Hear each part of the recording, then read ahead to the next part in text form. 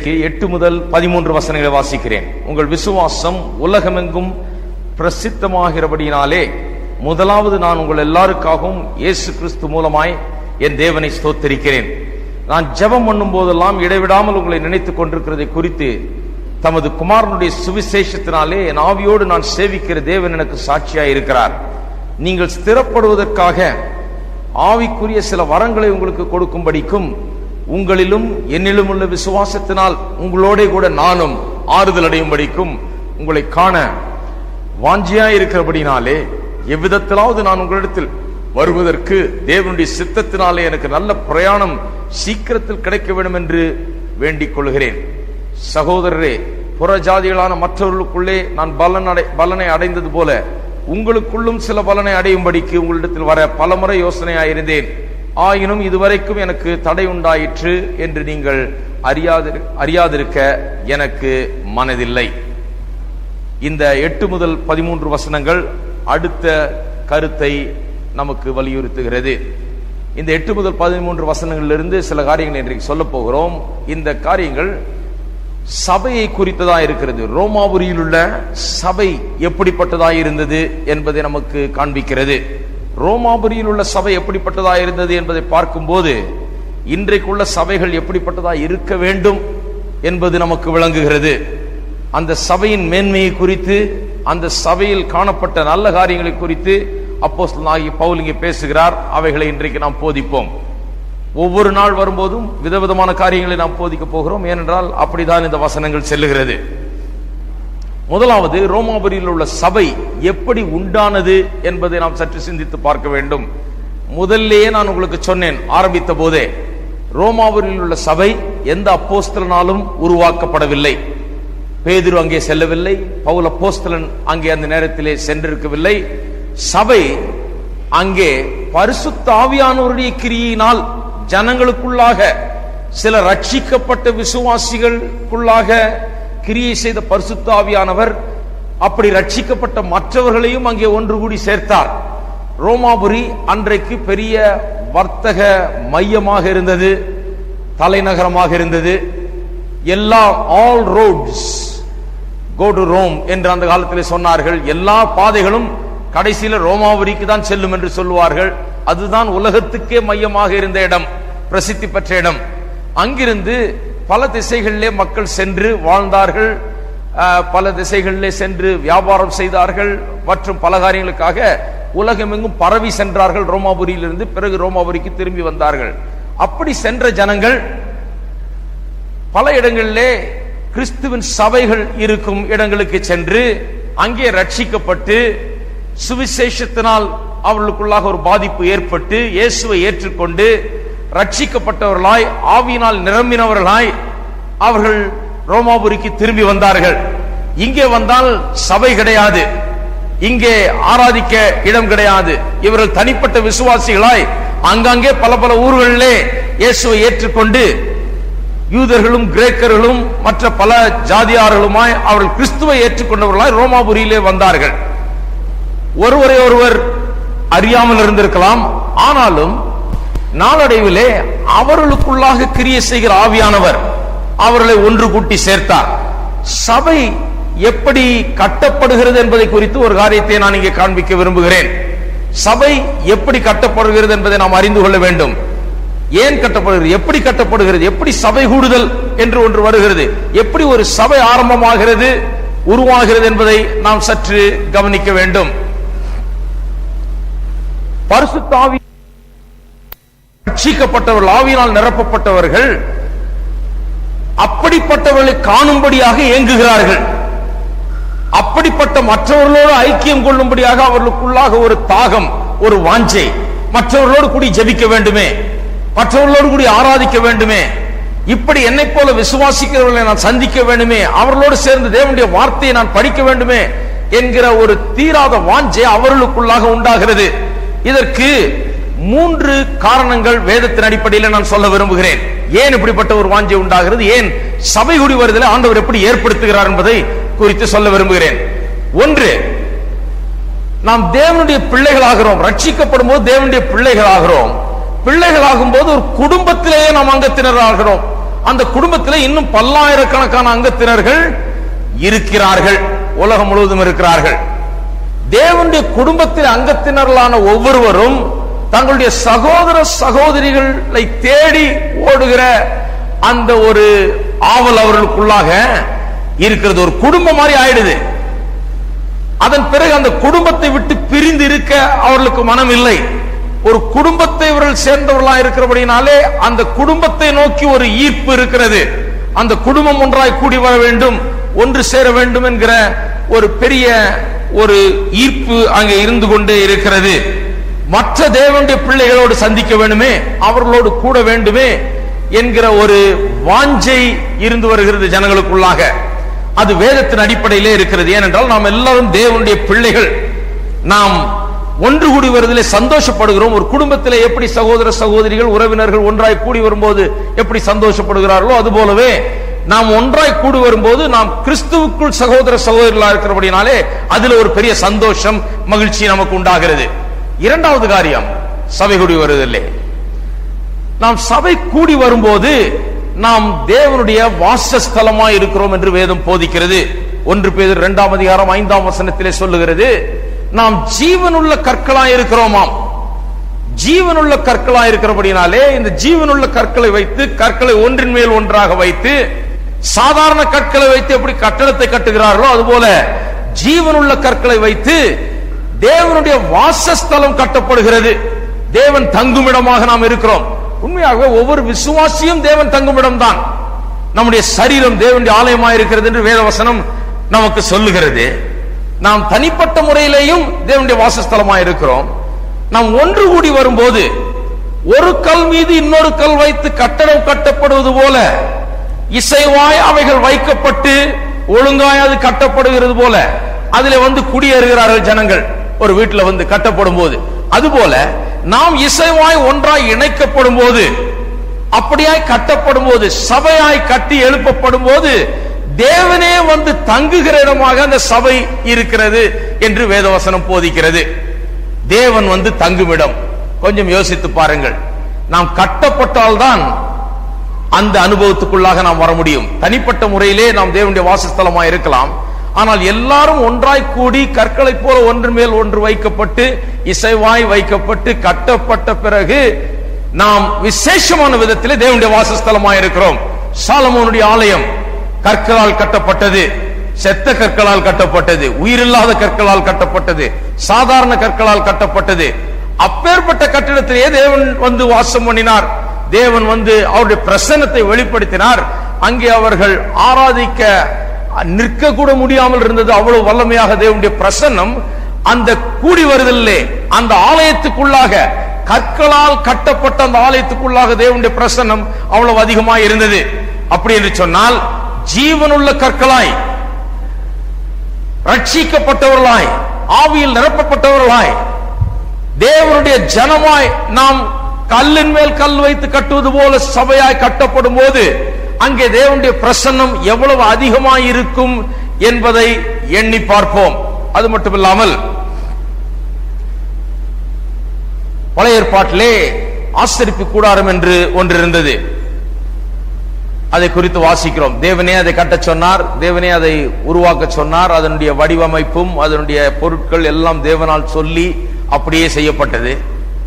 அங்கே outer court என்று ஒன்று இருந்தது, அதாவது வெளிப்பிரகாரம் என்று. அதன் பிறகு உள்பிரகாரம், அதாவது ஹோலி பிளேஸ், பரிசுத்த ஸ்தலம் என்பது நடுவில் இருந்தது. அதற்குள்ளாக இன்னர்மோஸ்ட் பிளேஸ், அதாவது உள்ளே இருக்கிற இடம், மகா பரிசுத்த ஸ்தலம் என்று அழைக்கப்பட்டது.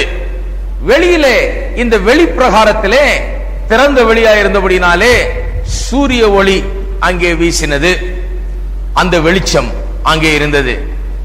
ஹோலி பிளேஸ்ல பரிசுத்த ஸ்தலம் நடுவில் இருக்கிறது, அது ஒரு அறை போல இருந்தபடினாலே அங்கே குத்து விளக்கு ஏற்றப்பட்டு அந்த குத்து விளக்கின் வெளிச்சம் அங்கே இருந்தது.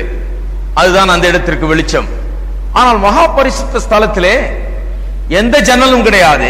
வெளியில் இருக்க ஒளி உள்ளே வருவதற்கு எந்த விதமான ஏற்பாடும் கிடையாது. இருந்தாலும் அங்கே விளக்கு தேவையில்லாமல் இருந்தது, விளக்கு தண்டு தேவையில்லாமல் இருந்தது.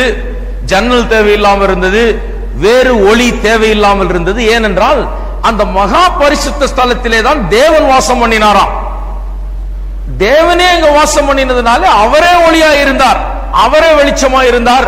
அங்கே வேற வெளிச்சம் தேவையில்லாமல் இருந்தது. தேவனுடைய வாசஸ்தலத்திலே அவரே வெளிச்சமாய் இருந்தார் என்பதை ஆசரிப்பு கூடாரத்தின் மூலமாய் பார்க்கிறோம். இன்றைக்கு நாம் அந்த மகா பரிசுத்த ஸ்தலத்தை போல இருக்கிறோம். நாம் ஒன்று கூடி வரும்போது கல்லின் மேல் கல் வைத்து நாம் சபையாய் கட்டப்படுகிற வேளையிலே ரட்சிக்கப்பட்ட விசுவாசிகள் சபையாய் ஜீவனுள்ள கற்களாய் உபயோகப்படுத்தப்பட்டு சபையாய் கட்டப்படுகிற வேளையிலே அங்கே அது மகா பரிசுத்த ஸ்தலத்தை போல இருக்கிறது. தேவன் வந்து அங்க வாசம் பண்ணக்கூடிய ஒரு இடமாக இருக்கிறது. அந்த இடத்திலே தான் பாருங்கள், சபைக்கு ஆண்டவர் ஊழியத்தை வைத்து போயிருக்கிறார். அப்போஸ்தலர், தீர்க்கதரிசிகள், மெய்ப்பர்கள், போதகர்கள், சுவிசேஷகர்கள் என்று 5 விதமான ஊழியங்களை சபைக்கு என்று வைத்து போயிருக்கிறார். இந்த ஊழியங்கள் எல்லாம் எங்கே, இதுல முக்கியமா இந்த மெய்ப்பர், போதகர் போன்ற ஊழியங்கள் எங்கே பயன்படுத்தப்படுகிறது, எங்கே உபயோகப்படுத்தப்படுகிறது? இப்படி ஒன்று கூடி வரும்போது, சபையாய் நாம் ஒன்று கூடி வரும்போது இங்கே மெய்ப்பர் போதிக்கிறார், போதகர் போதிக்கிறார். அதற்கு கர்த்தர் அதை நியமித்திருக்கிறார். இவர் எங்க போய் போதிப்பார்? எல்லாரும் வந்து நான் எனக்கு சபையும் தேவையில்லை, ஒன்னும் தேவையில்லை, நான் ரட்சிக்கப்பட்டிருக்கிறேன், நான் பரிசுத்த ஆவியில் நிறைஞ்சிருக்கிறேன், நான் கர்த்தரை, நான் என் வீட்டுல கதவை அடிச்சுக்கிட்டு உள்ள இருந்தேன்னா கர்த்தரே என்கிட்ட நேரா பேசுறாரு, நான் எந்த ஜபத்துக்கும் போக வேண்டியதில்லை, நான் எந்த ஆராதனைக்கும் போக வேண்டியதில்லை, நான் என்ன ஒண்ணுமே பண்ண வேண்டியதில்லை, நான் வீட்டுல இருந்தாலே கர்த்தர் என்கிட்ட பேசுறாருன்னு சொன்னா, அப்ப எதுக்கு கர்த்தர் சபையிலே மெய்ப்பர்களை வைத்தார்? எதற்கு போதகர்களை வைத்தார்? அவர் எப்ப போதிக்கிறது? அது கர்த்தரால் கொடுக்கப்பட்ட ஊழியம். அது ஏதோ அவர் படிச்சுட்டு வந்து சொல்றது கிடையாது. இது ஆவியினால் அவர் உணர்த்தப்பட்டு ஆவியானவரே பெரும் போதகராக அவருக்குள்ளாக இருந்து ஜனங்களுக்கு வாழ்க்கைக்கு உரிய காரியங்களை போதிக்கிறார். இப்படி போதிக்கப்பட வேண்டும் என்றால், ஜனங்கள் பலப்பட வேண்டும் என்றால், ஆவிக்குரிய ஜீவியத்திலே ஸ்திரப்பட வேண்டும் என்றால், ஆவிக்குரிய ஜீவியத்திலே ஜனங்கள் வளர வேண்டும் என்றால், அந்த மெய்ப்பரிடத்திலே, அந்த போதகரிடத்திலே கற்றுக்கொள்ள வேண்டியது அவசியமாயிருக்கிறது. சபை கூடி வரும்போதுதான் கர்த்தர் அந்த ஊழியத்தை எடுத்து பயன்படுத்துகிறார். சபை கூடி வரும்போது மெய்ப்பர் எழுந்து போதிக்கிறார், மெய்ப்பரின் ஊழியத்தை செய்கிறார். அப்பொழுது கர்த்தர் வல்லமையாய் கிரியை செய்கிறார். கர்த்தருடைய வார்த்தையை ஜனங்களுக்கு கொடுப்பதற்காக, கர்த்தர் ஜனங்களை போஷிப்பதற்காக அந்த மனுஷனை எடுத்து உபயோகப்படுத்தி கர்த்தர் அப்படியாய் கிரியை செய்கிறார். நாம் தனியாக வேதத்தை வாசிக்கும் போதும் அதை ஆராயும் போதும் பல காரியங்கள் நமக்கு விளங்குகிறது, நம்ம அதை படிக்க முடிகிறது, புரிந்து கொள்ள முடிகிறது. ஆனால் சபை கூடி ஒன்றாய் வரும்போது அது அங்கே கிடைக்கிற வெளிச்சமும் விளக்கமும் ஞானமுமே வேற. ஏனென்றால் நான் சொன்னது போல சபையாய் ஒன்றி கூடி வரும்போது நாம் மகா பரிசுத்த ஸ்தலத்தை போல் இருக்கிறோம். இங்கே ஏதோ வெளியில் இருக்கிற வெளிச்சம் வீசவில்லை, குத்து விளக்கின் வெளிச்சம் அல்ல. நான் சொன்னது போல இங்கே மனுஷனுடைய ஞானம் அல்ல, ஏதோ மனுஷன் கற்றுக் கொடுக்கிற காரியங்களை நாம் அறிந்து கொள்ளுகிறதோ புரிந்து கொள்ளுகிறதோ அல்ல. இங்கே தேவனே வெளிச்சமாயிருக்கிறார். மற்றெல்லா நேரத்தை விட இப்படி சபை கூடி வரும்போது அங்கே தேவனுடைய வார்த்தை பிரசங்கிக்கப்படும் போது விசேஷமான விதத்திலே தேவன் தம்முடைய வார்த்தையின் வெளிச்சத்தை ஜனங்களுக்கு தருகிறார். இங்கே கிடைக்கிற வெளிச்சம், நல்ல கவனிங்க, இங்கே கிடைக்கிற வெளிச்சம், இங்கே கிடைக்கிற வார்த்தையின் வெளிப்பாடு சபை கூடி வரும்போது தேவனுடைய மெய்ப்பன் போதகன் பிரசங்கித்து போதித்து ஜனங்களை வழிநடத்துகிற போது கிடைக்கிற அந்த வெளிப்பாடும் வெளிச்சமும் அதனுடைய அர்த்தங்களும் தெளிவும் வேற எந்த விதத்திலேயும் நமக்கு கிடைக்க முடியாது. கர்த்தர் அப்படி வைத்திருக்கிறார். இந்த மகா பரிசுத்த ஸ்தலத்திலே, இந்த சபை கூடி வருதலே கர்த்தர் வெளிச்சத்தை வீசுகிறார், தம்முடைய வார்த்தையின் வெளிச்சத்தை வீசுகிறார், தம்முடைய வார்த்தையின் ரகசியங்களை அறிய பண்ணுகிறார். இங்கேதான் வசனத்தை குறித்த ஞானமும் வெளிப்பாடும் ஏற்படுகிறது. கண்கள் திறக்கப்பட்டிருக்கிறது நமக்கு. ஆனா இங்கே வரும்போது பெரிய ஒரு ஞானமே நமக்கு உதிக்கிறது. அதுதான் நடக்குது. எந்த ஒரு விசுவாசியும் முதலாவது நான் ஒரு தனிப்பட்ட விசுவாசி, எனக்கு யாரும் தேவையில்லை, நான் எங்கேயும் போக வேண்டியதில்லை, எந்த சபைக்கு போக வேண்டியதில்லைன்னு சொல்லவே முடியாது. அப்படி ஒரு விசுவாசி வளரவே முடியாது, ஆவிக்குரிய ஜீவிதத்தில் வளரவே முடியாது. உலகத்தில் எங்க இருந்தாலும் சரி வளர்றது ரொம்ப கஷ்டம். எந்த ஒரு விசுவாசியும் எனக்கு மெய்ப்பனுடைய போதனை தேவையில்லை, கர்த்தரால் வைக்கப்பட்ட ஊழியம், மெய்ப்பன் போதகர் என்கிற ஊழியம், 5 ஊழியங்களிலே 2 ஊழியங்கள், இவைகள் எனக்கு தேவையில்லை, இது இல்லாமையே நான் ஆவிக்குரிய ஜீவித்தில் வளருவேன்னு சொல்ல முடியாது. எந்த ஒரு விசுவாசியும் இப்படி ஒரு சபை கூடிதலே வராமல் கர்த்தருடைய அந்த விசேஷ வெளிச்சத்தை, கர்த்தருடைய அந்த விசேஷ பிரசன்னத்தை அனுபவிக்கவே முடியாது. இதுக்கு தான் சபை கூடி வருதல் ரொம்ப முக்கியம். எல்லாரும் ஒரு ஆமென் சொல்லுங்க. அது நமக்குள்ளேயே இருக்குது. நான் இங்க விளக்கம் தான் கொடுக்கிறேன். நமக்குள்ளேயே ஒரு வாஞ்சை இருக்குது. போக வேண்டுமே, கர்த்தரை ஆராதிக்க வேண்டுமே, ஜெபிக்க வேண்டுமே, மற்றவர்களோடு இருக்க வேண்டுமே என்கிற ஒரு வாஞ்சை நமக்குள்ளாகவே இருக்கிறது. ஆகையால் தான் நீங்க ஓடி வர்றோம். கொஞ்சம் சீக்கிரமா வரணும், அவ்வளவுதான். எல்லாரும் ஒரு ஆமென் சொல்லுங்க பாப்போம். எங்க எங்கிருந்தோ வர்றாங்க, வில்லிவாக்கெல்லாம் தாண்டி கொரட்டூர்ல இருந்து எல்லாம் வர்றாங்க. அவங்க எல்லாம் கரெக்டா வந்துடுறாங்க. இந்த பக்கம் தண்டையார்பேட்டை, எண்ணூர், ராயபுரம், எங்கெங்கிருந்தோ வர்றாங்க. இந்த பக்கம் வேளச்சேரி, இந்த பக்கம் எல்லாம் வந்துடுறாங்க. இங்க லோக்கல் தான் ரொம்ப கஷ்டம் வர்றது. இங்கேதானே இருக்குது, 5 நிமிஷத்துல போயிடலாம்னு நினைச்சிட்டு 8:30 மணிக்கு தான் கிளம்பவே ஆரம்பிக்கிறாங்க.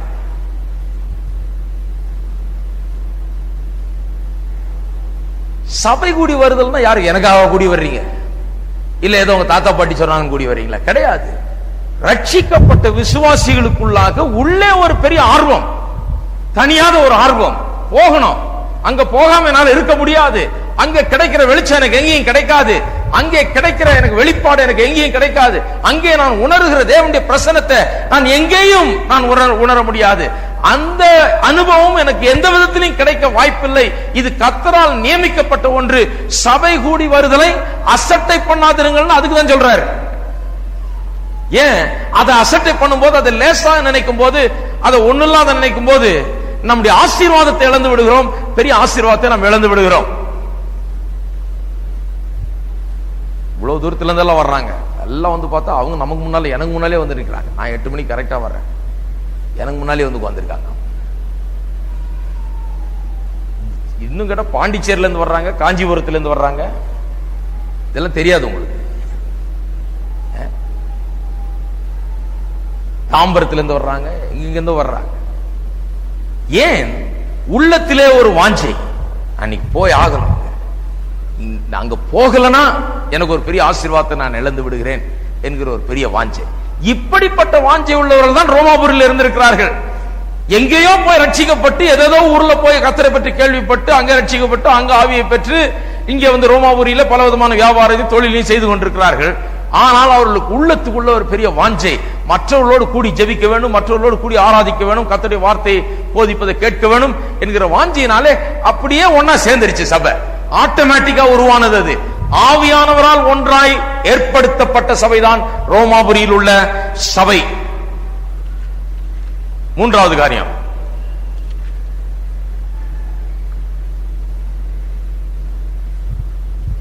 நாம் தேவனுடைய நாம் கிறிஸ்துவனுடைய சரீரமாய் இருக்கிறோம் என்று வேதம் சொல்லுகிறது. பல அவயவங்கள், ஆனால் ஒரே சரீரம். எனக்கு கை இருக்கு, கால் இருக்குது, மூக்கு இருக்குது, கண் இருக்குது, பலவிதமான அவயவங்கள் இருக்குது. ஆனா சரீரம் எத்தனை?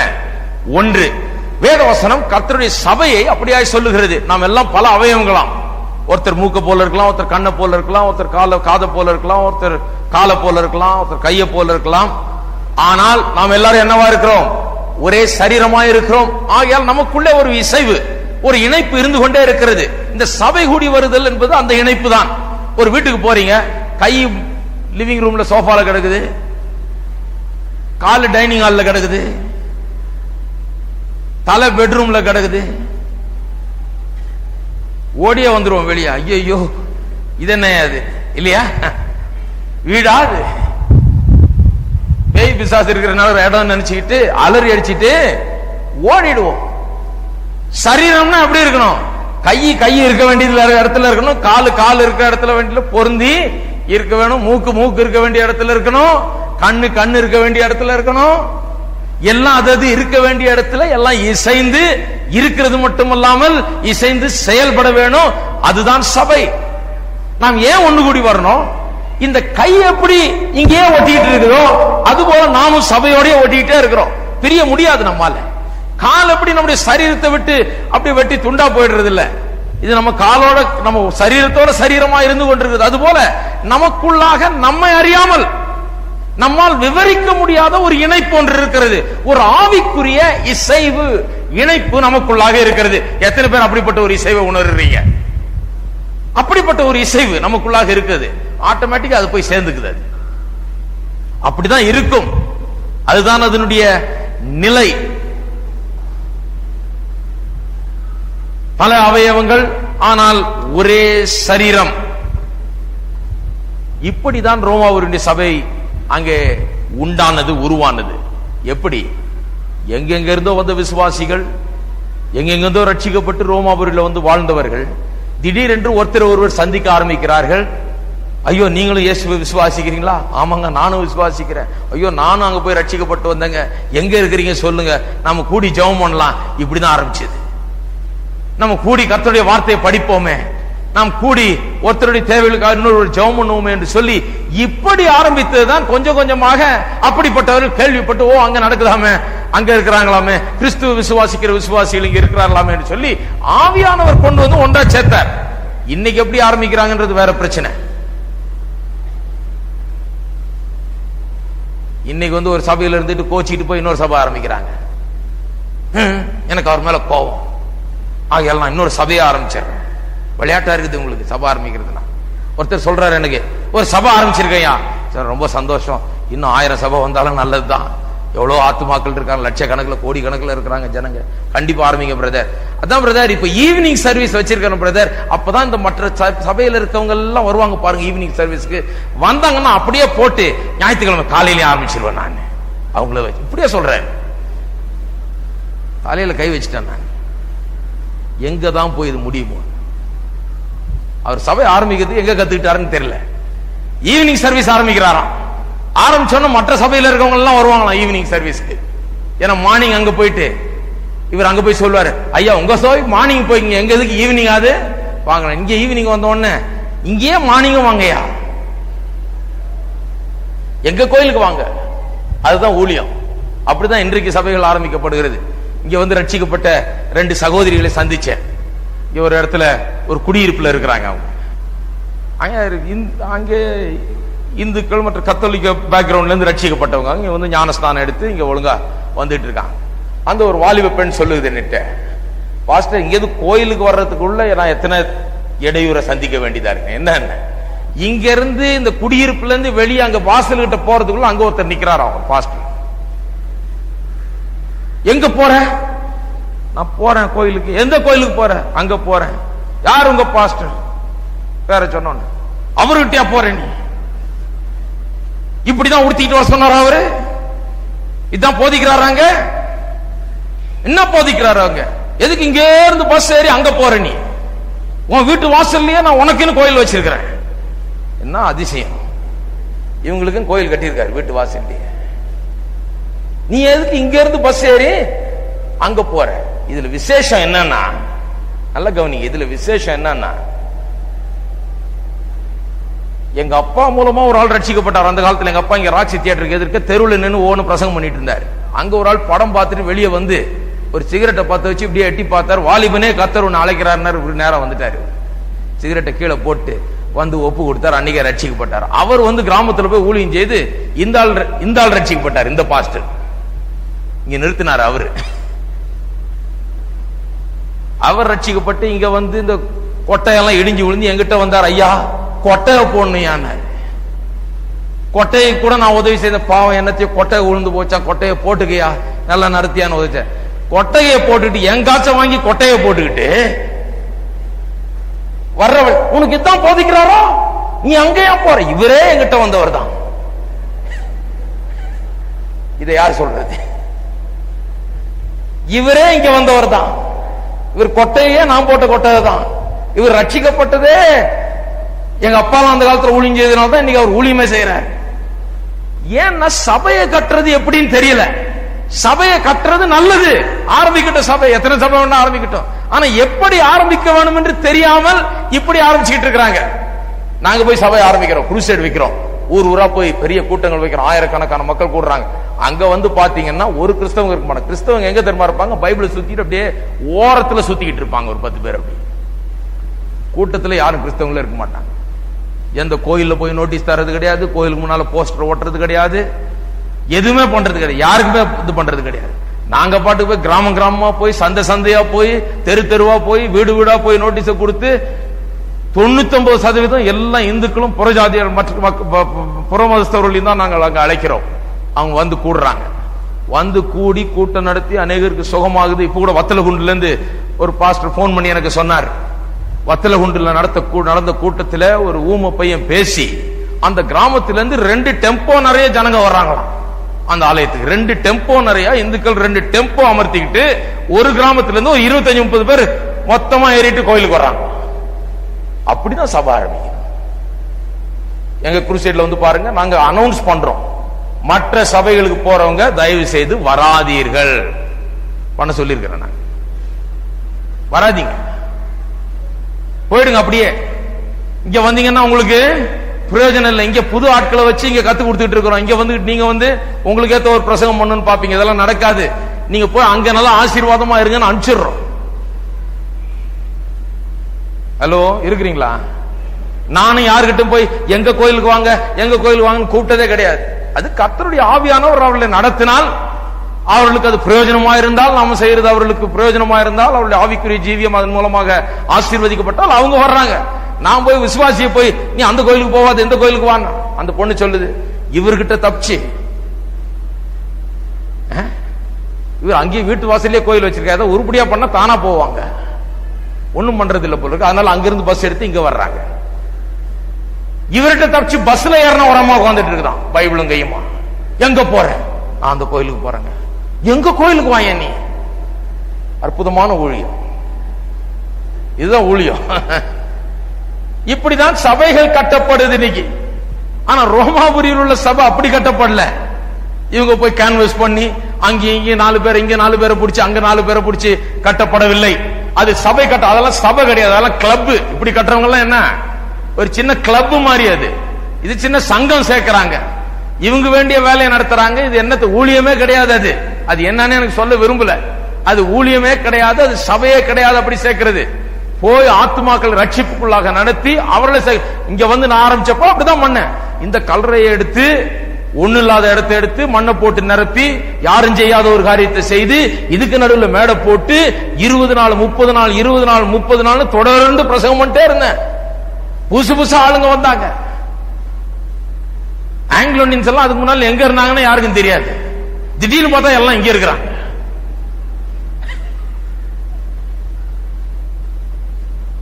அதுக்கு முன்னால எல்லாம் அப்படி அப்படி அங்கங்க டான்ஸ் அப்படி போயிட்டு இருந்தவங்க திடீர்னு பார்த்தா எல்லாம் இங்க இருக்கிறாங்க. இங்க என்ன பண்றாங்க? சில பாஸ்டர்ஸ் எல்லாம் தான் அங்க அவர் டான்ஸ் ஆடுறாரியா, அதனால தான் அங்க போறாரு. அங்க போறாங்க எல்லாம். டான்ஸ் ஆடல, ஒன்னும் ஆடல, ஊழியத்தை செய்யறோம்.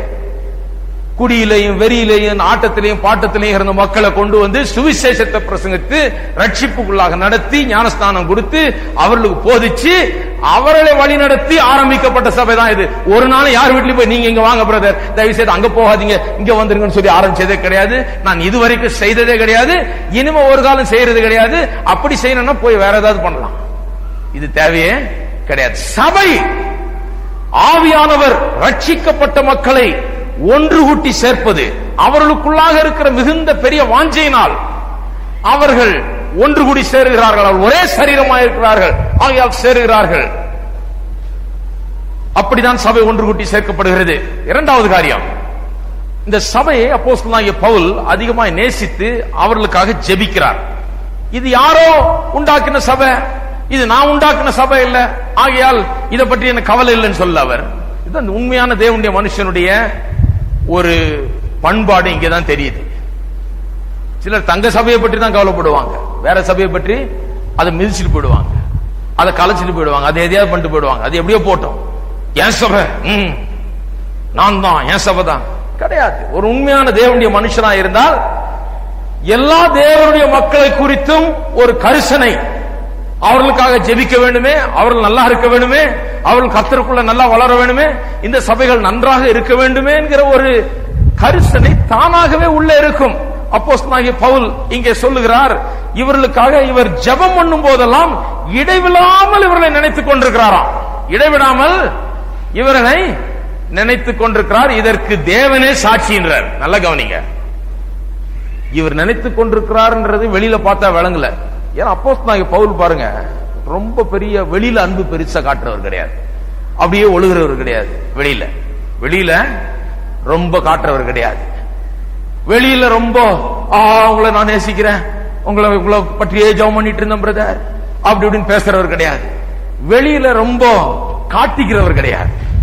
ஆனால் உண்மையான தேவனுடைய மனுஷன், உண்மையாக உள்ளத்திலே ஜனங்களை நேசிக்கிறவர். சில நேரத்தில் இவரை பேசுறதையும் இவர் எழுதுறதையும் பார்த்தா இவர் ஜனங்களை நேசிக்கிறாரான்னு கூட விளங்காது. ஏன்னா அவ்வளவு திட்டி எழுதுவார். சில நேரத்தில் நீ சரியாகிறியா இல்ல நாங்க வரட்டா பெரம்போட வரட்டான்ற மாதிரி பேசுவார். சரியாகிறியா இல்ல சரிப்படுத்தட்டா சபையில நான் வெளியேற்றின்ற அவன் இப்படிதான் வாழ்வேன்னு சொன்னானா அவனை சபையில இருந்து வெளியேற்ற அவன் யாரும் வச்சுக்க. இவ்வளவு கடூரமான சில யோசனைகளை சொல்வார், சில காரியங்களை சீர்திருத்துவார், சில காரியங்களை சரி செய்து வைப்பார், சபைகளில் திருத்துவார். தப்பு செய்யும் போது திருத்த வேண்டியது அப்பேற்பட்ட ஒரு அப்போஸ்தலன் மெய்ப்பருடைய கடமை. நீ என்ன தப்பு வேணா செய்துக்கோ, இங்க வந்தா போதும் அப்படின்னு இருக்கிற சபை கிடையாது. அவர் உண்மையான அன்பை கொண்டவர். பெற்றோர்கள் கண்டிக்கும் போது சில நேரத்தில் பிள்ளைகள் இந்த பெற்றோர் என்ன நேசிக்கிறாங்களா, பெரம்பு வச்சு என்ன அடிச்சாரு இதான் அன்பான்வாங்க. ஆனா அடிக்க சொல்லி வேதம் சொல்லுது, 2 சாத்துனாதான் விளங்குது, பின்னாடி அது நல்லா விளங்கும். அதுபோல ஆவிக்குரிய விஷயத்திலேயும் அப்போஸ்தலனாகிய பவுல் பல நேரத்தில் கண்டிக்கிறார், சீர்திருத்துகிறார். அது ஜனங்களுக்கு கஷ்டமா இருக்குது. இவர் உண்மையாகவே நேசிக்கிறார்ன்றதுல பலருக்கு சந்தேகம் இருக்கலாம்.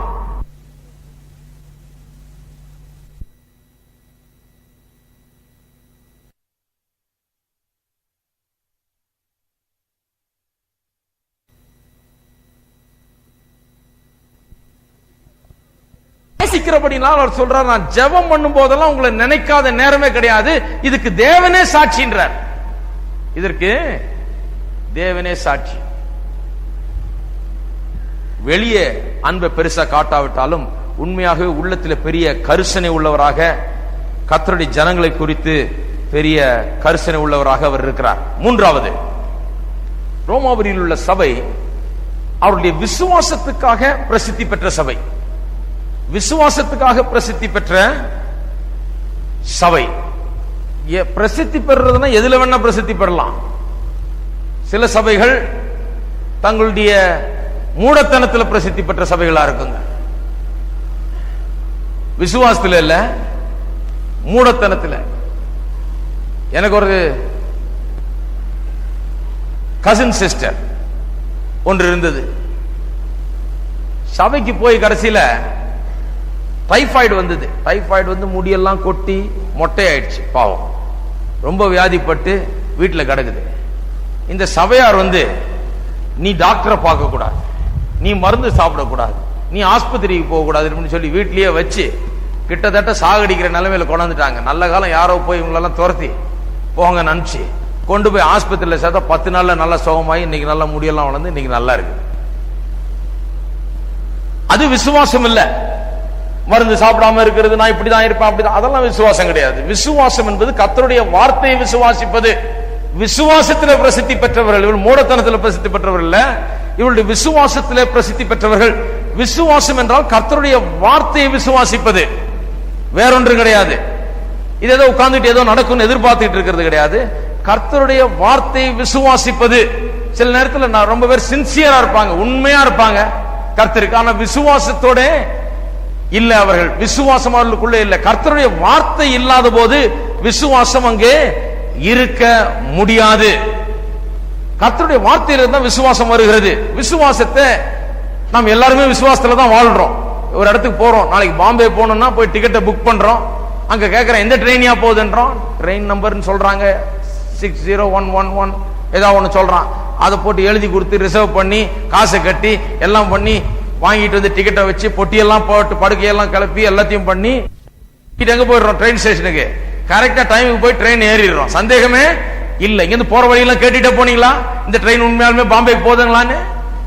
இல்ல 10 பேருக்கு போன் பண்ணி கேட்டீங்களா, இப்படி சொன்னாங்க ஸ்டேஷன்ல, இது எனக்கு நம்பிக்கை இல்ல, நீங்க கொஞ்சம் தயவு செய்து சொல்லுங்க இந்த ட்ரெயின் பாம்பேக்கு போகுமான்னு? இல்ல ட்ரெயின் ஏறின உடனே ஒரு ஸ்டேஷன் இறங்கி இறங்கி கேட்டீங்களா இது பாம்பே தான் போதா இல்ல வழி மாறி வேற எங்கேயாவது போதா? கிடையாது. அவ்வளவு நம்பிக்கை. ஒரு மனுஷன் சொல்லிட்டான் இந்த ட்ரெயின் போதியா பாம்பேக்கு, இதில் புக் பண்ணி போய் சேர்ந்துடலான்னு போய் புக் பண்ணிட்டு வீட்டுல வந்து போட்டி படிக்கலாம் எடுத்துக்கிட்டு அங்க டெலிகிராம் கொடுத்துட்டு நாளைக்கு நேரத்துக்கு வந்து சேருவேன்னு சொல்லிட்டு ட்ரெயின்ல ஏறி உட்காந்துக்கிட்டு பாம்பே வருமானு காத்துக்கிட்டு இருக்கிறோம். கரெக்டா அவ்வளவு விசுவாசம் இருக்குது. தினந்தோறும் விசுவாசத்துல தான் நடக்கிறோம். நம்ம வேலைக்கு போகிறோம், வேலைக்கு இன்னைக்கு சேர்றோம், போய் சொல்றாரு 4000 ரூபாய் சம்பளம் தர்றேன் உனக்கு, இன்னையில இருந்து வா, மாசம் ஆனா 1ஆம் தேதி சம்பளம். 1ஆம் தேதி சம்பளம் கிடைக்குமா கிடைக்காதுன்னு எல்லாத்தையும் கேட்டுட்டா இருக்கிறீங்க. கரெக்டா அடுத்த நாள் எந்திரிச்சு வேலைக்கு போயிடுறீங்க. தினந்தோறும் வேலைக்கு போறீங்க, கரெக்டா போயிடுறீங்க. நான் 1ஆம் தேதி சம்பளம் தருவான்னா அதை அவ்வளவு விசுவாசிக்கிறீங்க. 1ஆம் தேதி பே டே இஸ் கமிங் வந்துருது, சம்பள நாள் வருது, சம்பள நாள் வருதுன்னு அவ்வளவு உற்சாகமா வேலை செய்றீங்க. கர்த்தர் பேர்ல வைக்கிற விசுவாசமும் அதேதான். கர்த்தர் சொல்லுகிற காரியங்களை அப்படி விசுவாசிக்க வேண்டும். விசுவாசம்னா என்னன்னு தெரியாத போல சிலர் முடிக்கிறாங்க. விசுவாசத்துல தான் தினந்தோறும் வாழ்ந்துட்டு இருக்கீங்க. கர்த்தர் பேர்ல விசுவாசிக்கிறது கர்த்தருடைய வார்த்தையை விசுவாசிப்பது. கர்த்தருடைய வார்த்தை என்ன சொல்லுகிறது? நாம் அந்நியரும் பரதேசிகளும் பாவிகளும் அக்கிரமத்தினாலும் பாவத்தினாலும் செத்தவர்களா இருந்தோம் என்று வேதவசனம் சொல்லுகிறது.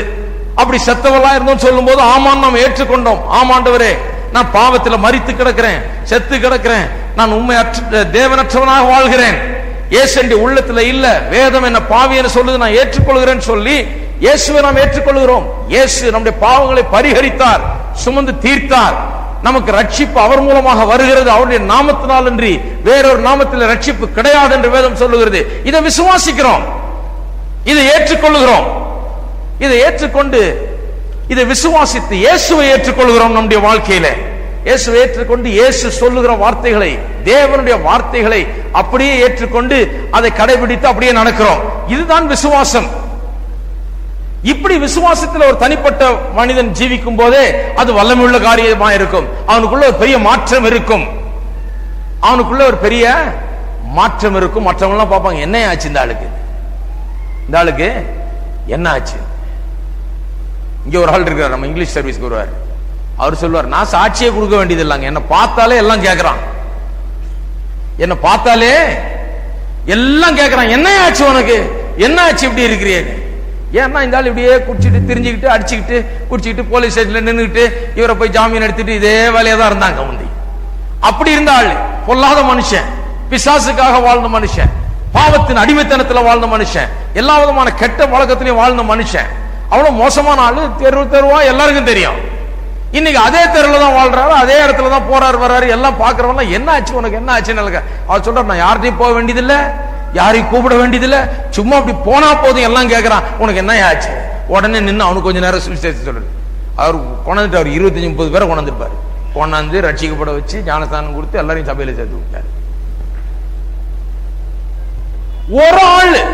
ஒரு ஆள் உண்மையாக ரட்சிக்கப்பட்டு விசுவாசித்து கர்த்தருடைய வார்த்தையை விசுவாசித்து அதன்படி நடக்கிறவன் இருக்கும்போது அவனை சுற்றியுள்ள உலகத்திலே ஒரு பெரிய பாதிப்பு ஏற்படுகிறது. எல்லாம் நடுங்குறாங்க, எல்லாம் பார்த்து ஆச்சரியப்படுறாங்க, அநேகர் சுவிசேஷத்தை கேட்டு மனம் திரும்புகிறார்கள். அப்படி இருக்கும்போது ஒரு சபை கூட்டமே, ஒரு ஆள் இல்ல, நூற்றுக்கணக்கானோர், ஆயிரக்கணக்கானோர் அப்படி ரட்சிக்கப்பட்டவர் ஒன்றாக சேர்ந்து ஒரு பட்டணத்திலே வாழ்ந்து அந்த பட்டணத்தில் அவர்கள் சாட்சியாக வாழ்ந்து கொண்டிருப்பார்கள் என்றால் சுவிசேஷம் எங்கு பரவுது. அதைதான் சொல்றார். அதைத்தான் அப்போஸ்தலனாகிய பவுல் சொல்லுகிறார், உங்கள் விசுவாசம் உலகமெங்கும் பிரசித்தியாகி இருக்கிறபடினாலே. என்ன பிரசித்தியா இருக்குதா? உங்கள் விசுவாசம். உங்கள் விசுவாசம் உலகம் பூரா பிரசித்தி பெற்றிருக்குது. போற வர ஆளுகள் சொல்றாங்க, ரோமாபுரில் இப்படி ஆட்கள் இருக்காங்கயா, பலத்த சாட்சிகளால் ஜீவிக்கிறார்கள், அவர்கள் மூலமா ரோமாபுரி பட்டணத்துக்கு ஒரு பெரிய பாதிப்பு ஏற்படுகிறது. எங்கே பார்த்தாலும் சுவிசேஷத்தை அவர்கள் பரப்புகிறார்கள், அநேக ரட்சிக்கப்படுகிறார்கள், ஆண்டவரத்தில் வருகிறார்கள் என்று அவர்களுடைய விசுவாசம் வந்து உலக பிரசித்தி பெற்ற விசுவாசமா இருக்குது. நிறைய சபைகள் எதுக்கோ பிரசித்தி பெற்றிருக்காங்க. மூடத்தனத்துக்கு சிலர் எல்லாம் பிரசித்தி பெற்றிருக்காங்க. சிலர் வந்து எங்க கோயில்ல தான் இன்னாருடைய எலும்பு இருக்குது, அங்கதான் போச்சிருக்கு, அதுக்கு ஃபேமஸ். அது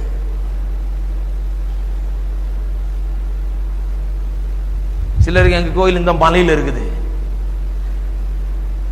இல்ல இந்த ஊர்ல இருக்குது, அதுக்கு ஃபேமஸ். இல்லாத காரியத்துக்கெல்லாம் ஃபேமஸா இருக்கும். ஆனால் இந்த ரோமாபுரி சபை விசுவாசத்தின் நிமித்தமாக, அவருடைய விசுவாசத்தின் நிமித்தமாக பிரசித்தி பெற்ற சபை.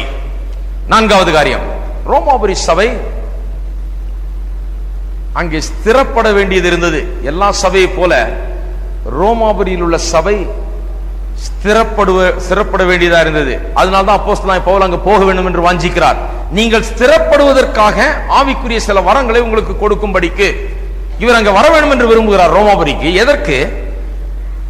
எங்கே போனாலும் விசுவாசிகளை ஸ்திரப்படுத்துகிற வேலை இவருக்கு. அப்போஸ்தல ஊழியம் என்று சொன்னால் ஒரு சபையை ஆரம்பிக்கிறது மட்டுமல்ல. அப்போஸ்தல ஊழியம் அந்த சபையை ஆரம்பித்து அவர்களுக்கு போதித்து அவர்களை ஸ்திரப்படுத்துவது. To establish them. விசுவாசிகள் வந்து ரட்சிக்கப்பட்டு வெறும் ஞானஸ்நானம் எடுத்தா போதாது. ஏதோ வந்தோம் ரட்சிக்கப்பட்ட ஞானஸ்நானம் எடுத்தேன், என் பேரு முந்தி இப்படி இருந்தது இப்ப இப்படி ஆயிடுச்சு, பேரை மாத்திட்டேன் எல்லாம் மாத்திட்டேன் எனக்கு எல்லாம் அப்படி கிடையாது.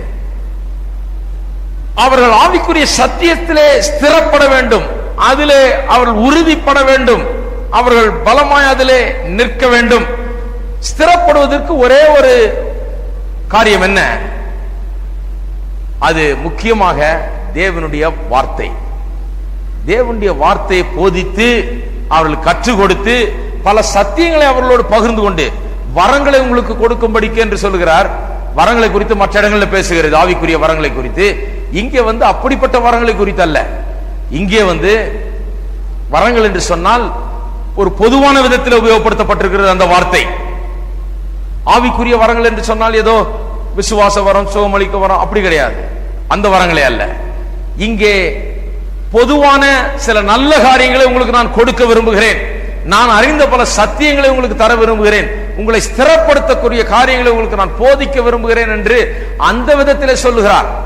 அதை நான் தர விரும்புகிறேன், அதை நான் கற்றுக்கொண்டது இலவசமாக நான் பெற்றுக்கொண்டது, இதை இலவசமாக உங்களுக்கு கொடுக்க விரும்புகிறேன் என்று அந்த விதத்திலே தான் ஆவிக்குரிய சில வரங்களை உங்களுக்கு கொடுக்கும்படிக்கு என்று சொல்லுகிறார்.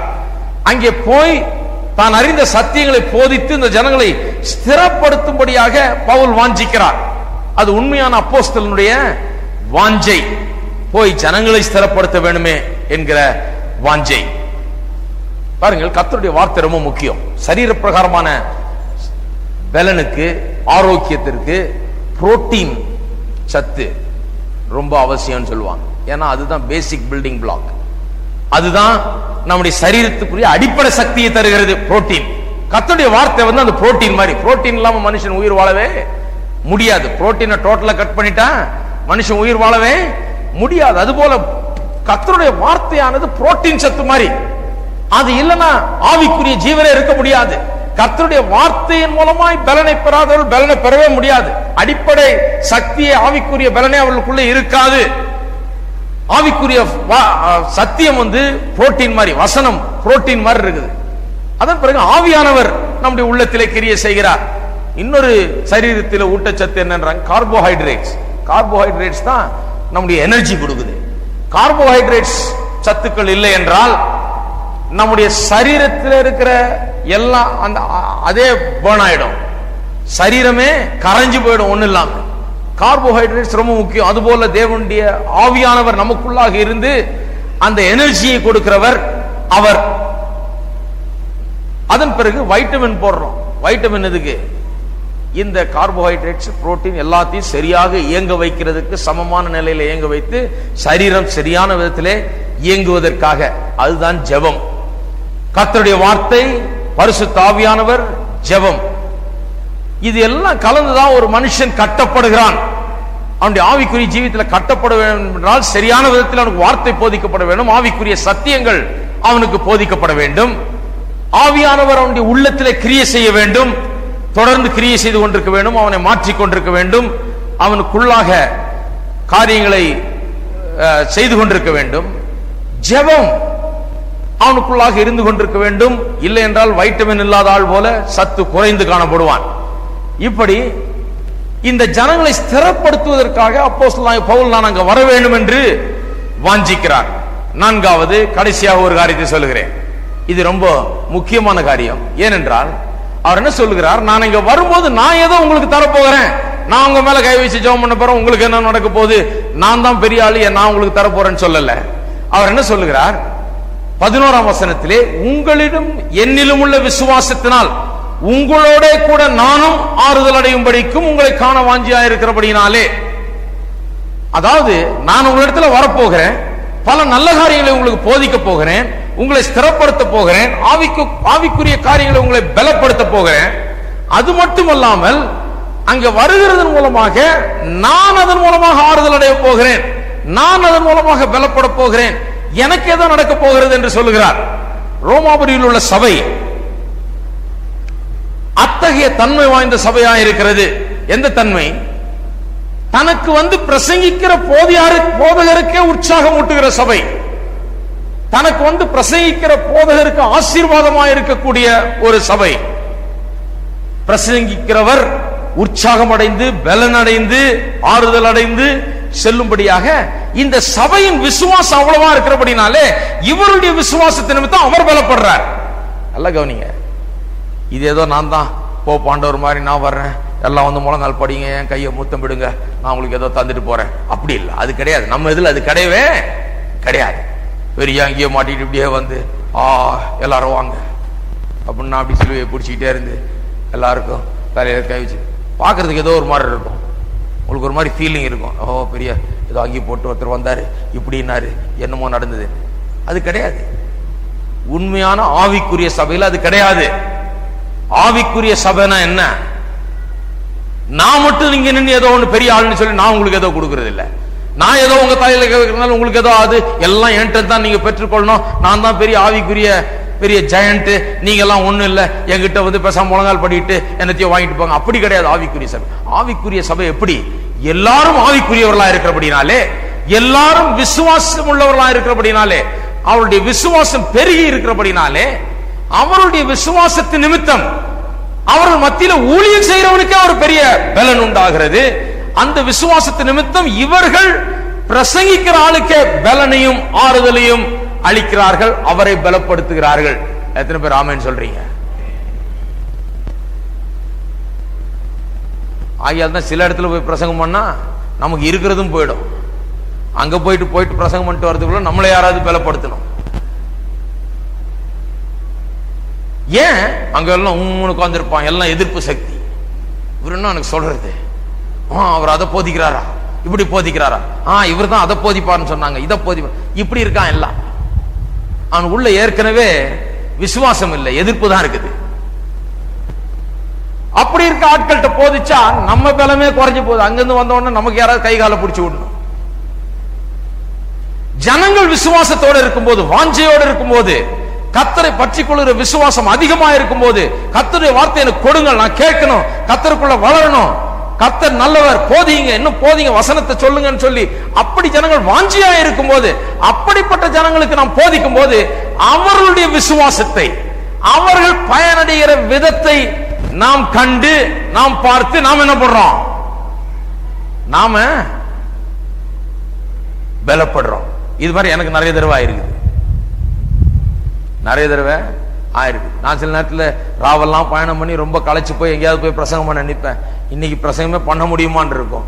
ஆனால் அங்கே உள்ள மக்கள் நிமித்தமாக அவர்களுக்குள்ள அவ்வளவு வாஞ்சை, விசுவாசம், கர்த்தருடைய வார்த்தை குறித்த ஒரு பெரிய வாஞ்சை அவர்களுக்குள்ள இருக்கிறபடினாலே, எவ்வளவுதான் எனக்குள்ள களைப்பா இருந்தாலும் கூட அந்த நேரத்தில் என்ன அறியாமலே நான் பலப்படுத்தப்பட்டு ஒரு புதுவிதமான பலத்தினால் நிறைந்து நான் அவர்களுக்கு வசனத்தை போதித்திருக்கிறேன்.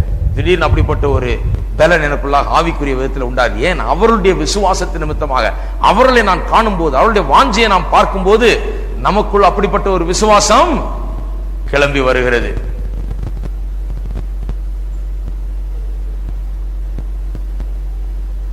அந்த சபைக்கு அங்க வர்ற போதகருக்கே ஆசீர்வாதமாக இருக்கக்கூடிய அவ்வளவு பெரிய ஆவிக்குரிய தன்மை அந்த சபைக்கு இருந்தது. பால் யாங்கிச்சோ சொல்றாரு, ஜப்பான்ல ஊழியம் ஆரம்பிச்சார். ஜப்பான்ல சுவிசேஷம் அதிகம் பரவாத ஒரு இடம், பெரிய சபைன்னா ஒரு 50 பேர் இருந்தா பெரிய சபை. பெரிய சபையில 50 பேர், 75 பேர், 100 பேர் இருந்தா ரொம்ப ரொம்ப பெருசு, அது முடியாத காரியம். அந்த மாதிரி ஊர்ல போய் ஊழியத்தை ஆரம்பிச்சாரு.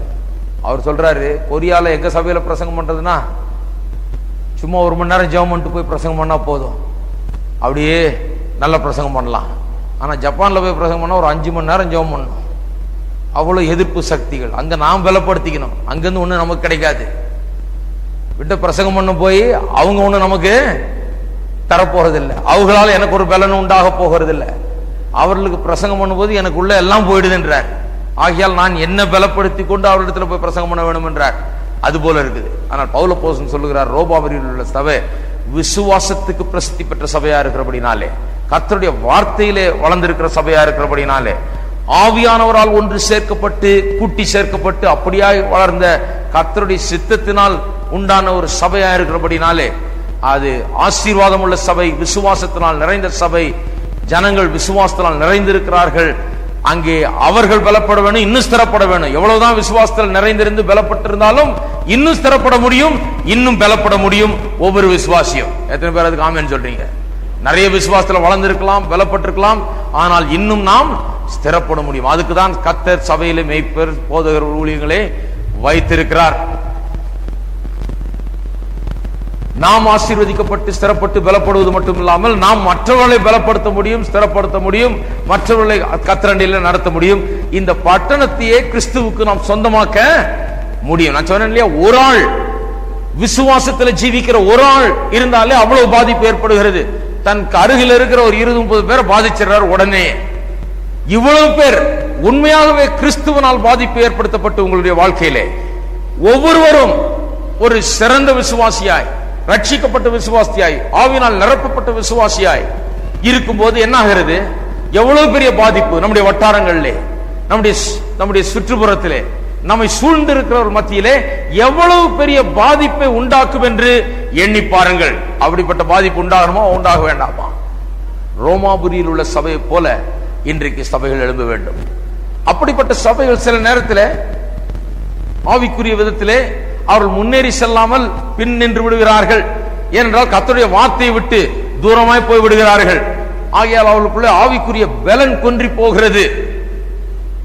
அப்பேற்பட்ட சபைகள் இன்னும் அதிகமாக உலகத்தில் ஏற்படுத்தப்பட வேண்டும். வார்த்தையை போதிக்கிற சபைகள், கர்த்தருடைய வார்த்தையை சொல்லுகிற சபைகள். சும்மா அங்கிருந்து 4 பேர் இங்கிருந்து 4 பேர் கூட்டி சேர்த்து சபைன்னு ஒரு போர்டை போட்டு நான் எங்களுக்கு சபை இருக்குது 200 சபை இருக்குன்னு சொல்லிக்கிறதுக்கு இல்ல.